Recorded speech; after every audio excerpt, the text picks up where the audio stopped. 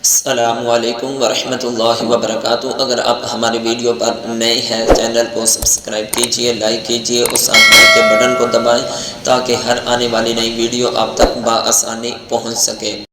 تو سامعین محتشم، پھر اللہ کے پیارے محبوب علیہ السلام فرماتے ہیں کل قیامت کے دن میں 3 آدمیوں کی طرف سے مدعی بنوں گا۔ کتنے آدمیوں کی طرف سے؟ آواز آنی چاہیے، کتنے آدمیوں کی طرف سے؟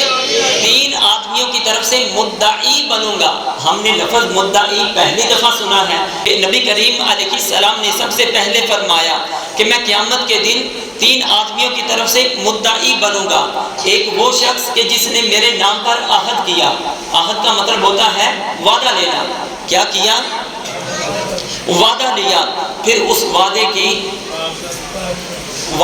مخالفت کی، وعدہ لیا اور اس وعدے کی مخالفت کی۔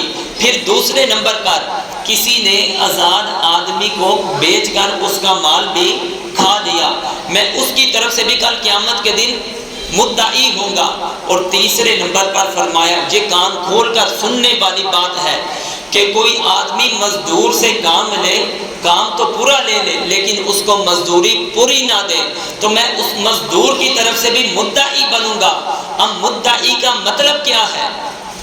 مدعی کا مطلب یہ ہے کہ وہ آدمی اگر وہ مزدور ہے یا وہ آدمی کہ جس کے ساتھ اس نے وعدہ کیا تھا پھر وعدے کی مخالفت کی، میں کل قیامت کے دن اس آدمی کی طرف سے ہو کر اس بندے کے ساتھ جھگڑا کروں گا۔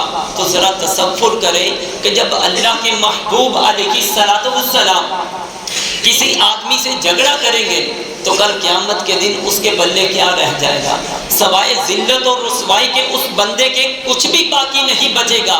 تو اس لیے اگر ہمارے اندر یہ خامیاں پائی جاتی ہیں تو ان خامیوں کو بھی دور کرنا ہوگا۔